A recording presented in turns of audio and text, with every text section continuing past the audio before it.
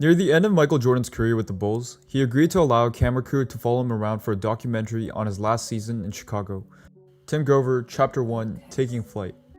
As many of you may know, this is the widely popular and renowned documentary on MJ that is currently being played on Netflix, which we all know as The Last Dance. Because of the current situation with COVID, a lot of us is looking for more NBA content. And what a perfect time for a documentary about the greatest of all time to come out.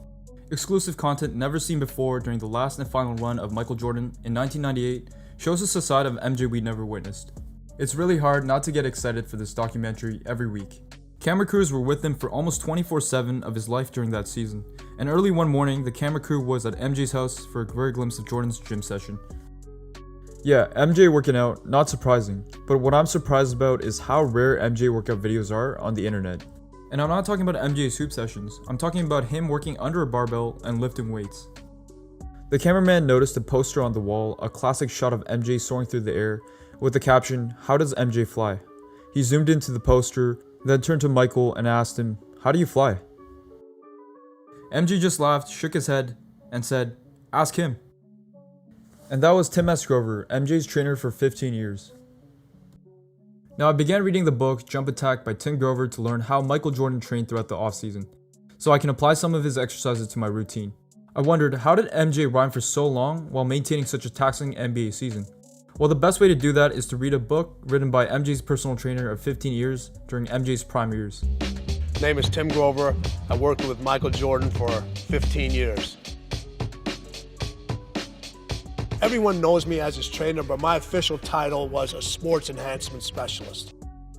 Continuing on with Tim's story, he says, "Good question. No doubt MJ's genetics gave him a physical advantage. He has those huge hands and long limbs and predominantly fast twitch muscles that allow him to do extraordinary things. But contrary to popular legend, he's not a freak of nature." What did Tim Grover mean by that? You mean the great Michael Jeffrey Jordan is not a freak of nature?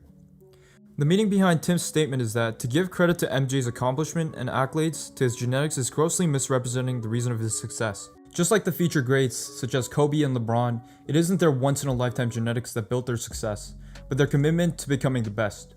It was their mental toughness that exceeds far better than their peers, and their work ethic that is the main reason to their success. So if the trainer of the GOAT is saying the reason to MJ's success is not the genetics, but hard work, why not just do it?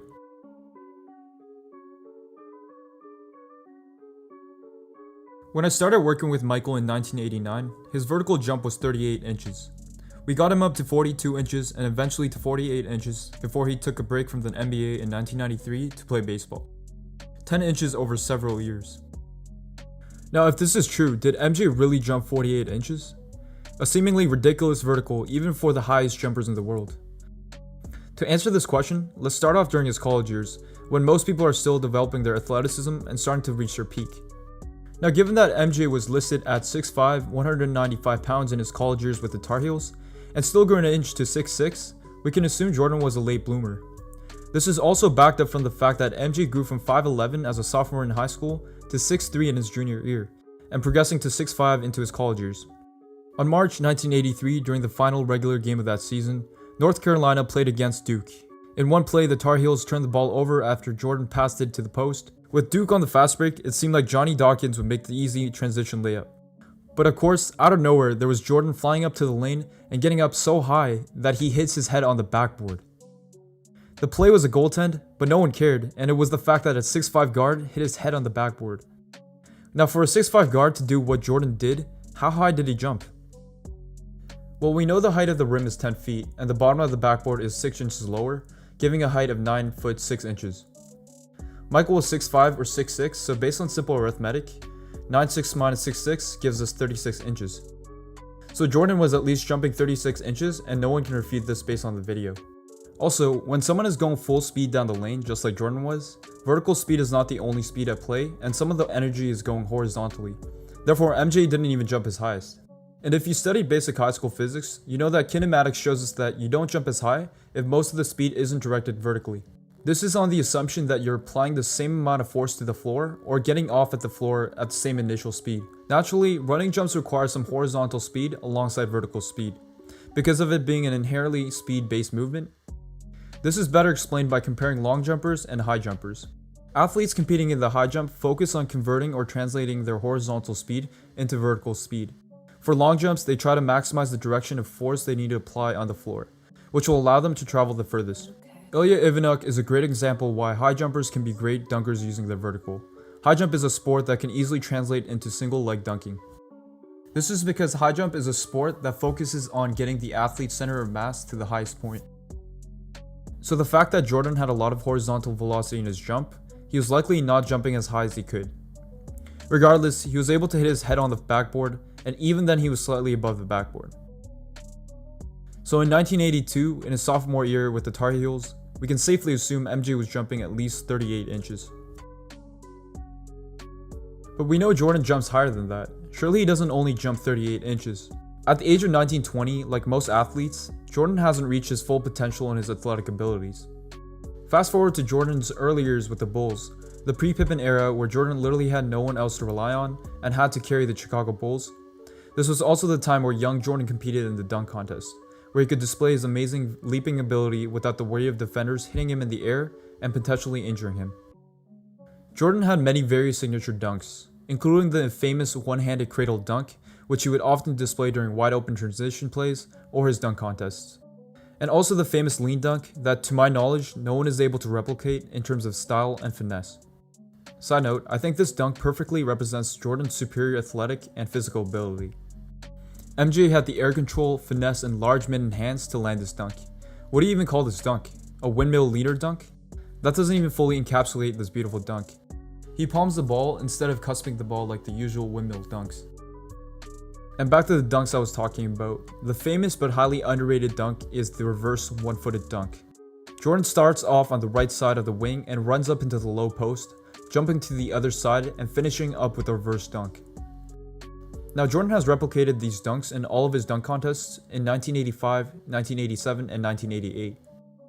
Nothing really stands out until you appreciate the airness in slow motion. You'll truly be able to appreciate Jordan's leaping ability. What's interesting is that each year, it seems as if Jordan was able to jump higher in these dunks.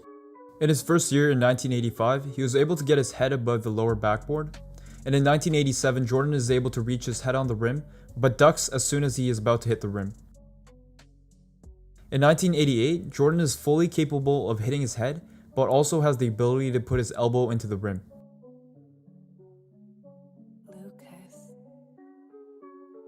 I don't think anyone's ever been able to do that. Again, back to the drawing board, if Jordan is 6'6" and the rim is 10 foot, Jordan needs to jump 42 inches to touch his head on the rim. But as you can see, at the age of 24, where most would consider an athletic prime year to be, Jordan was clearly able to touch his head on the rim. We also need to acknowledge that Jordan came into the dunk in an angle contorting his body sideways and rotating. So if you guys are familiar with max vert testing, this is definitely not the most ideal way of jumping in a max vert. Also from this angle, you can see that Jordan is leaning his head backwards and not fully extending his head so he can avoid the rim. Based on this attempt in 1988 at the age of 24, we can conclude Jordan was able to jump at least 42 inches. Since he was clearly able to jump higher, I think it's a good estimate to say that he was able to jump 2 to 3 inches higher if he was going for the actual standard vertical jump test. So by this time, I think MJ was jumping 45 inches with a great degree of certainty. But now you might ask, what about the ridiculous whopping 48 inches of vertical that Tim S. Grover and many people in the media claim? Could he really jump that high, or was Tim Grover hyping up his book for the media and public?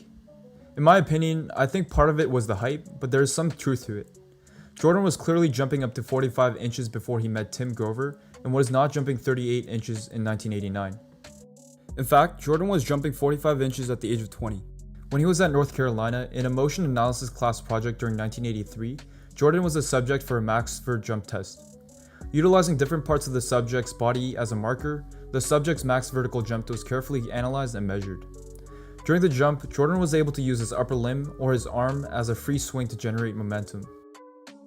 In the standing jump, Jordan measured at 35.93 inches, which is considered elite to even pro dunkers. And for his running jump, he measured a whopping 45.76 inches, which is even greater than what we anticipated from the analysis of the dunk contest. This was done with a 1-foot approach.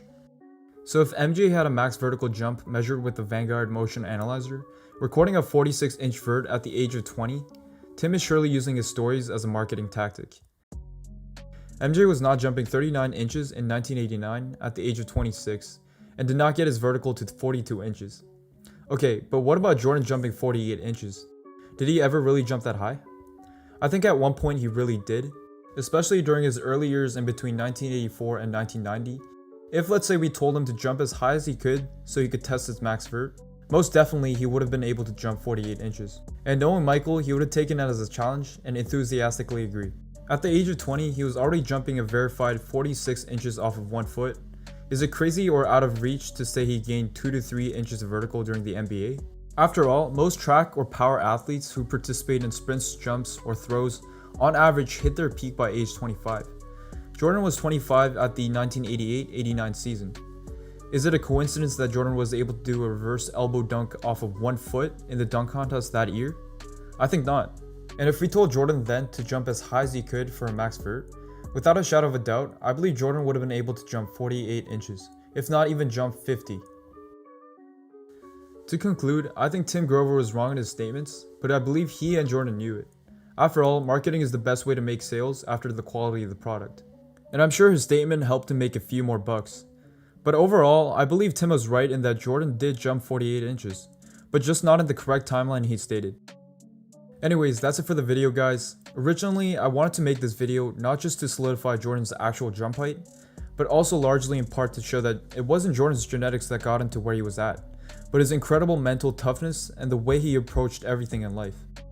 Jordan called up Tim, his trainer, in part because he was getting beat up by the Pistons, but also because Jordan knew even being the best player, there was still much to improve in his game. And for him, it was to get stronger. So when the GOAT knows you can still improve even though he's at the top, what does this tell us when we aren't even close to being at the top? Alright, thanks for watching the video, guys. If you guys stayed till the end, I really appreciate it. If you guys are new to this channel, feel free to check my other videos out. I make content on basketball, athletics, and development. And if you guys like this type of video and want more content like this, give it a thumbs up and subscribe to the channel. And make sure you turn on the notification bell. Alright, peace guys.